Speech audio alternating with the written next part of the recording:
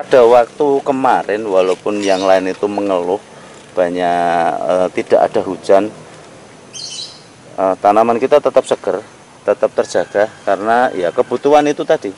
Kebutuhan dari tanaman kita coba memahami dulu, memahami kebutuhan tanaman. Kebutuhan.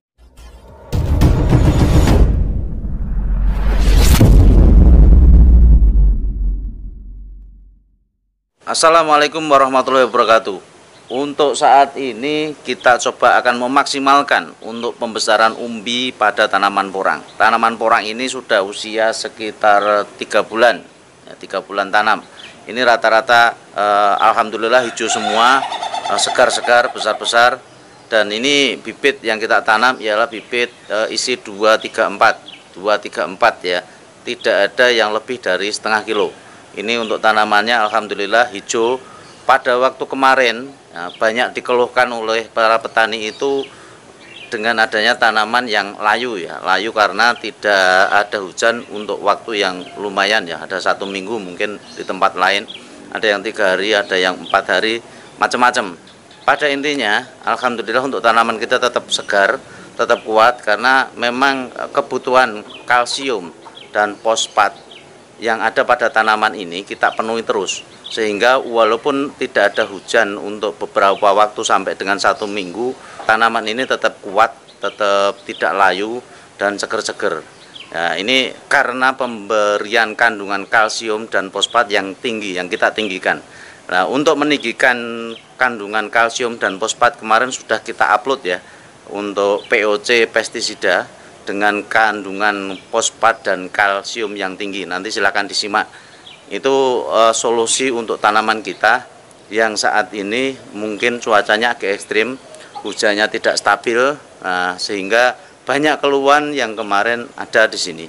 Nah, ini silahkan nanti disimak lagi videonya. Cara pembuatannya cukup gampang, bahan-bahan ada di sekitar kita.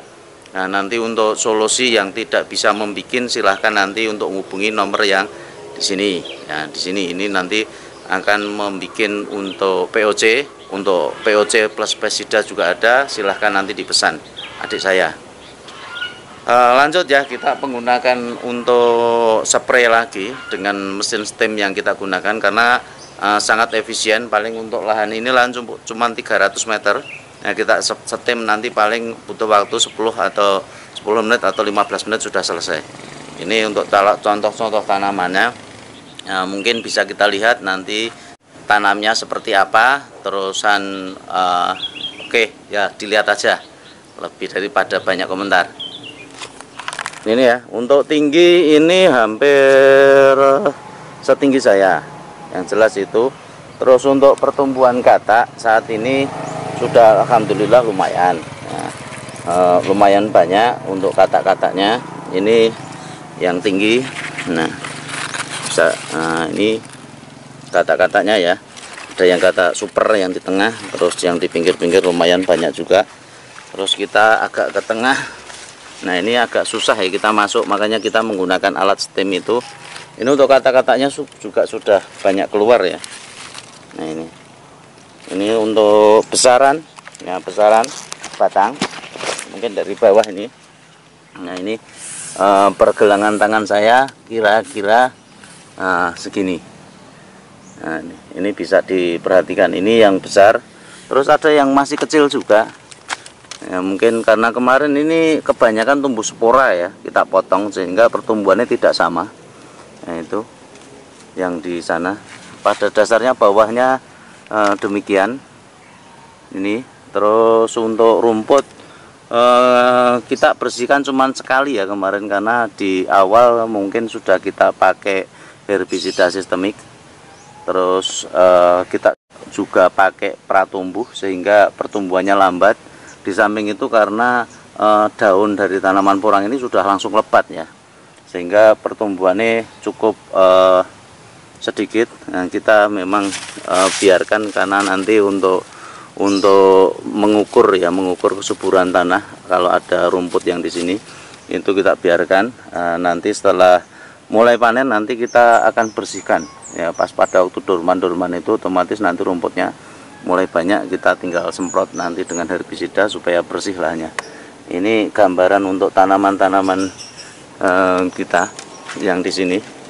Ini untuk perhatikan, karena nanti untuk kebutuhan kalsium dan fosfat itu sangat menentukan nanti ya, pembesaran umbi. Terusan juga untuk katak. Nah, untuk katak rata-rata kalau sudah nanti tanaman di bawah 1 kilo isi 2 itu rata-rata masih bisa untuk memunculkan tunas-tunas kedua. Ini salah satu contohnya. Ini untuk kataknya sudah ada. Ini tunasnya yang tunas kedua ya. Ini sudah muncul. Nah, ini sudah di bawah. Nah, ini tunas keduanya masih muncul. Ini tanaman-tanaman yang alhamdulillah pada waktu kemarin walaupun yang lain itu mengeluh banyak tidak ada hujan, tanaman kita tetap seger, tetap terjaga, karena ya kebutuhan itu tadi, kebutuhan dari tanaman kita coba memahami dulu, memahami kebutuhan tanaman.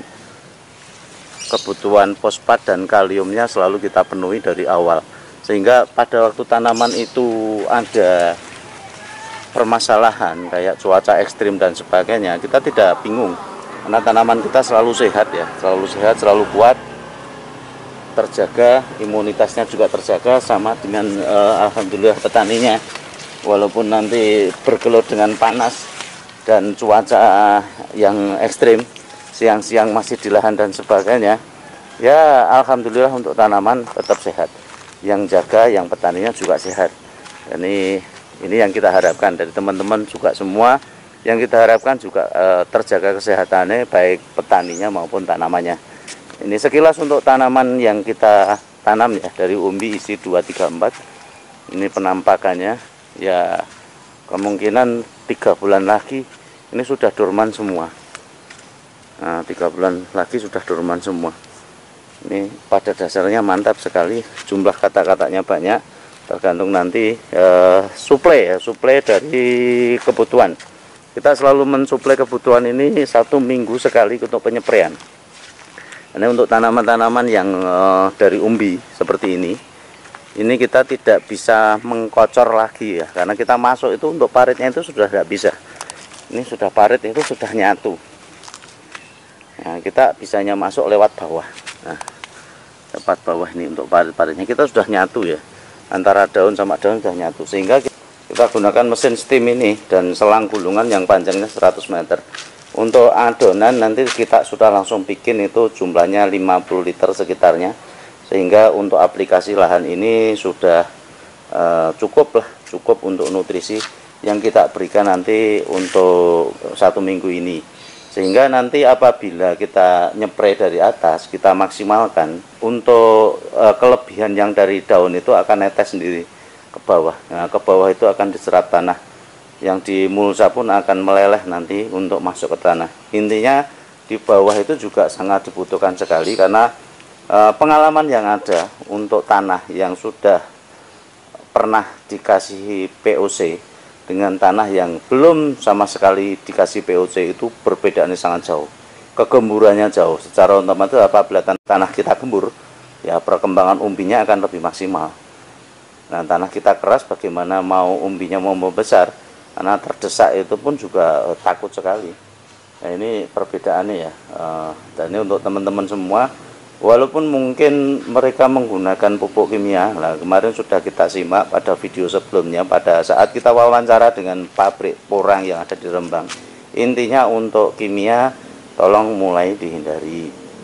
Sebaiknya langsung menggunakan acuan untuk menggunakan pupuk organik cair. Nah, kita membuktikan sendiri dengan adanya pupuk organik cair yang ada. Ini untuk tanaman tetap subur ya, subur sekali. Bahkan kita bisa nyatakan saya sangat puas dengan tanaman ini.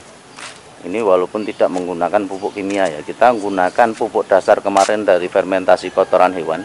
Terus untuk pupuk lanjutan kita menggunakan POC dari urin kelinci yang ditambah dengan bahan-bahan khusus. Bahan-bahan khususnya apa? Silahkan simak di video, kita bikin video untuk POC sudah 2 kali ya, pada masa-masa vegetatif dan masa-masa generatif. Nah, itu komposisinya berbeda, supaya nanti dipahami semua, tinggal menyimak ya untuk pembikinan POC. Ini sangat luar biasa ya, untuk tanaman alhamdulillah masih bagus, hijau-hijau dan kuat-kuat. Mungkin dari saya cukup itu. Banyak salah kata yang mungkin saya ucapkan, saya mohon maaf yang sebesar-besarnya. Bila itu, wassalamualaikum warahmatullahi wabarakatuh.